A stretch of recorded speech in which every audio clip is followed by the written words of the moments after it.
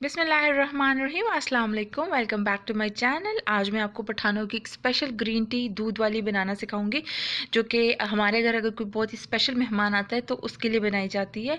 इसके लिए सबसे पहले तो मैंने 1 कप जो है ना वो दूध लिया है। इसको थोड़ा सा गर्म करूँगी और जब दूध जो है ना वो गर्म हो जाए देन आपने इसमें कार्डमम डालना है, इलायची डालनी है और इलायची के बाद आपने इसमें शुगर जो है वो अकॉर्डिंग टू योर टेस्ट डाल दे। मैंने हाफ़ टी स्पून डाली है और इसको अच्छा सा एक मिक्स देना है आपने। आप लोग मुझे बताइएगा कि आप में से किस किस ने यह चाय पी है। हम तो गाँव वगैरह में तो बहुत ज़्यादा बनाई जाती है स्पेशल मेहमानों के लिए स्पेशली। तो इसको अब बॉयल आने दिया है और उसके बाद जो ग्रीन टी बनाने के लिए पत्ती यूज़ करते हैं ना वो मैंने इसमें डाली है और अच्छा सा एक बॉयल आने तक इसको हम पकाएंगे और यकीन करें बहुत ही ज़्यादा मज़े का टेस्ट आता है ग्रीन टी का दूध के साथ। तो इसको अच्छा सा बॉयल करना है, हल्की आंच पे बॉयल करें और जब ये अच्छा सा बॉयल हो जाए देन हम इसको सर्व करेंगे।